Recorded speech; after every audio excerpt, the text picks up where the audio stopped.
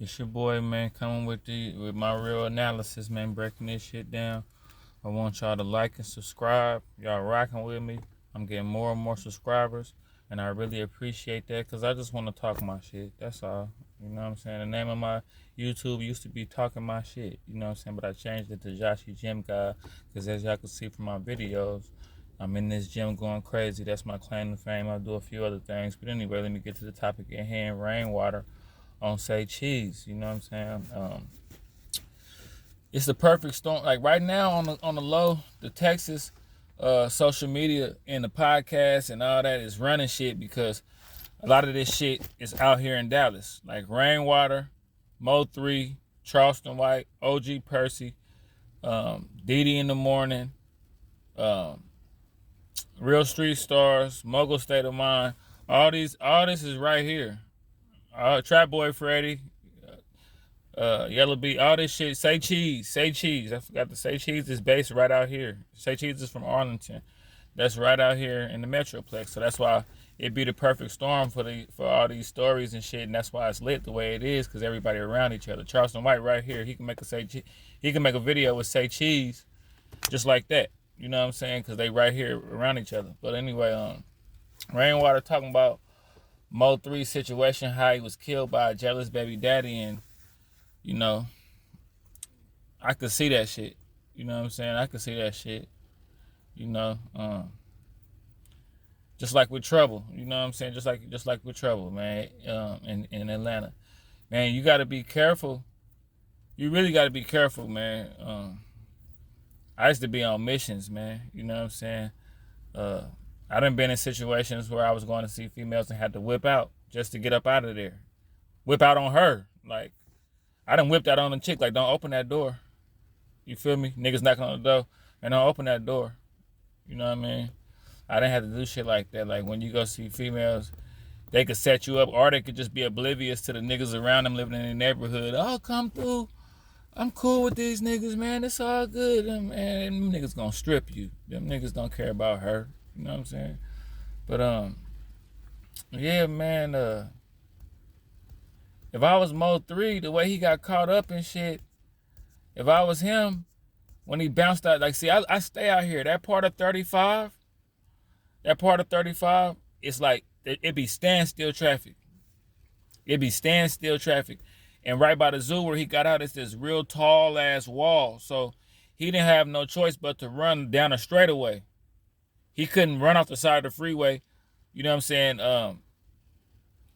It was the exit right there, but it was a long. It's put it like this. It's traffic. Even on the service road, it's traffic. So he couldn't really go nowhere. You know what I'm saying? If I was him, like when shit like that be happening, you got to think super critical. You got to slow down and think super critical, and you gotta gamble on your decision. That's when you gotta gamble on the decision that you're gonna make. If I was Mo3, now y'all tell me if I'm wrong in the comment section. This is what I would have did. I wouldn't have risked shooting back. Oh, look at that. Look at dude posted up on my car. I don't think you can see him. He didn't post it up on. There you go. He finna walk off. That boy posted up on my car and shit. I don't know if you can see him. That boy, he hit the back of my trunk and posted up on my car. That's why I turned around. What you doing? But my bad for getting sidetracked. If I was Mo3, this what I would have did. This what I would have risked doing. My life would have depended on it. You know what I'm saying? And it's like, don't get me wrong. He tried to run to the strap. First of all, when you in the cliff, you got to have it on you. You got to have it on your lap next to you somewhere. If you know you in an area where it might go down, he just wasn't thinking. But I would have risked going into the traffic and getting stuck in the traffic with the rest of the cars and giving them an option to get stuck with me and saying, man, you know what? It's too hot. We can't do this right here because we can't run. We in traffic. We got to let them make it this time. You know what I'm saying?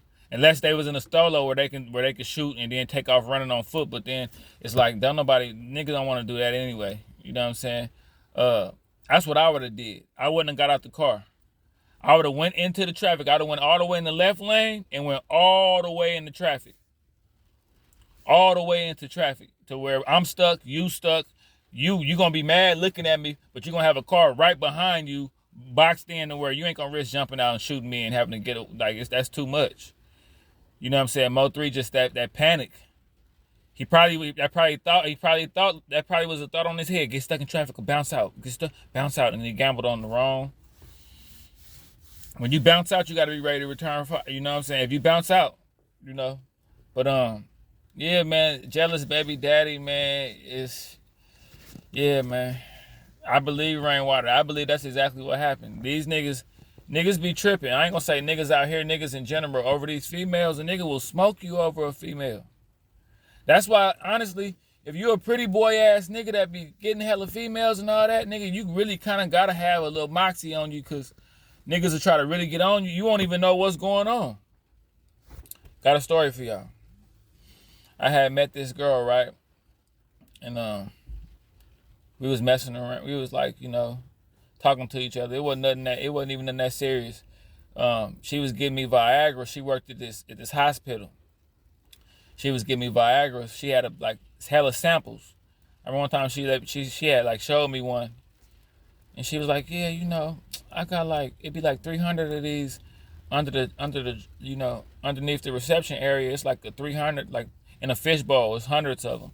And I told her, I was like, man, you know, people be paying like $20 a piece for these. I know. I worked in the barbershop. I'm like, I know hella old men that be paying, you know what I'm saying, that'll pay like $20 a piece for these. She's like, for real? I said, yeah, give me like 4 of them. Give me like 5 of them real quick. And I'll show you. I'll bring you back. And it's like, you know, I was like, I'll bring you back all the cheese. I don't even need no cut. I'll just show you real quick. She gave them to me. I sold them motherfuckers in one day. I'm talking about dudes coming back up to the shop. Let me get 2. You got any more? I told her. So we was going crazy for like 3 months. I could tell she kind of liked me. I kind of like her, but I was kind of like more caught up in the bread. You feel me? Like, and we was kind of lightweight talking, you know. So this is I'm starting, like, y'all follow me. So one day I'm cutting in the barbershop. She used to come to the barbershop and everything. Like on Saturday, she'd come to the shop and sweep for me and just kick it. And you know, barbers, we do certain little stuff. Like she was fairly attractive, so it'd be like I have her come in and talk to me and have people wanting to come to me for a haircut because she was around my station sweeping for me. So it kind of just gave me a little pull at the barbershop. She would come every Saturday. She came for like 2 months. So one time I'm sitting there cutting, and she told me that she had a baby daddy, and I think she said he was locked up.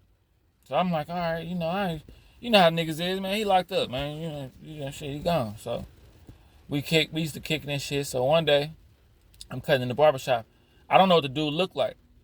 So this dude just come in, and he just looking at me. I'm cutting. You know what I'm saying? I'm cutting. I'm looking up at him. I notice he keep looking at me to the point where even the other barbers notice he keeps staring at me. So I'm like, what's up, man? You need a cut? He like, yeah. How many you got? I was like, I had like 2 or 3 people. He like, I'm gonna go to you. So I'm like, damn, okay, that's kind of odd. You gonna go to me? All right, you know what I'm saying? Like, I'm cutting. I keep peeping his temperature. You got people nigga temperature, and he don't know. Barbers, we kind of like a gang. Even the other barbers kind of already on point. Like, okay, you know, they used to work with me. They know I had a lot of shit going on, so they used to, you know. So they on point, we all on point. So the dude finally get in the chair. I'm small talking, you know what I'm saying? I noticed he hella like, his demeanor hella like looking down, like, he like subtle with me. So I'm cutting, now you getting it, man? I'm gonna get this. I'm like, all right, well, put the cape on him. We'll start chopping it up. So as I'm cutting his hair, he start reaching in his pocket a little bit under the cape. So I'm still cutting. So he whip out some pictures and put them in front of him like this while he's sitting in the chair. He looking at the pictures. And I'm nosy. I'm cutting his hair. I look at the pictures too. It's a picture of him, the girl that was coming to the shop with me, they kids on a family portrait. I'm like I say, super critical thinking. I didn't say nothing to make him feel like I didn't stiffen up, and then I just kept cutting. I seen it. I kept cutting. So even rest in peace to my boy Marcus. He used to work next to me. Even he seen it. And he was kind of like, damn, he seen the picture. He seen the girl. He seen it because he right next to me. His chair was right next to me. So even he like, damn. So then dude just gave me the spiel. Yeah, man, she told me y'all was talking while I was down and blah, blah, blah. And I don't know, this nigga got a gun on him. I don't know I don't know what it is. So I'm peeping his temperature. You know, while he talking to me, I'm peeping his temperature. Like, I'm like, oh man, you know that I don't even talk. At that point, I had stopped talking to her because we had got into it. This was so cold. Me and her had got into it behind the money we was making off the Viagra's because she had started putting some other niggas on. She had got greedy and started trying to, like, you know, little games, little playing around. So I'm getting money already. I'm helping you out. You know, do your thing. I'm glad I put you on the game with the Viagra's. Do what you got to do. I ain't tripping. So I'm telling dude, I'm like, man, I'm not even talking to her no more, bro. Like, you know what I'm saying? I don't know why you confronting me about this shit. You know what I'm saying? Like, but I'm peeping his temperature if he got a gun. I don't know if this nigga, he don't know Marcus strapped, Anthony strapped. So, you know what I'm saying? We talking, he asking me crazy questions about her, just off the wall ass sexual questions. And I'm like, man, look, bro, all we did was get money, bro. That's all we did was get money together, man. That's it. So I finally peeped that the nigga must not got a gun. He talking too much. So I switch up on him. Look, man, I'm tired of talking to you about her, man. I'm tired of talking about this. You making everybody uncomfortable, bro. I'm finna cut your hair. You finna get up out of here. You can have a haircut, bro. It's on me. Fuck that, man. You got to get up out of here. Your energy. I switched up on the nigga. But I don't know what he was going to do, though. That's what I'm saying. You don't be knowing. When you talk to these females, man, you got to be careful. Because you don't know who lurking. You know what I'm saying? I be paranoid. I be sitting there, but don't go to their house. Go meet at a location or somewhere. Mo was tripping, bro. Mo made a critical mistake. That's all, you know. And the niggas thinking what they, you know. And as far as the jealous baby daddy, the Rainwater was saying that the baby daddy was jealous and all of that. Man, look, if you got a tight bond with your kids, you ain't got to be jealous of no nigga being like. You ain't got to be jealous if the dude got money and got more than you. You just keep a tight bond with your kid. You just keep a tight bond with your kid. Because as your kid get older, they realize what's the most important thing to them. You see what I'm saying? They realize, like, whether that's a kid could grow up and realize he got a good stepdaddy and a real good father.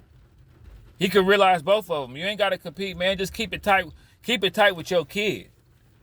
For any nigga right now that's dealing with a dude that's the stepdaddy of their kid, just keep it tight with your kid. You and your kid stay like this.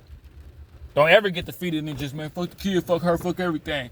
You know? And I can say that because that kind of shit done flowed through my body before. You know what I'm saying? But like, nah, man.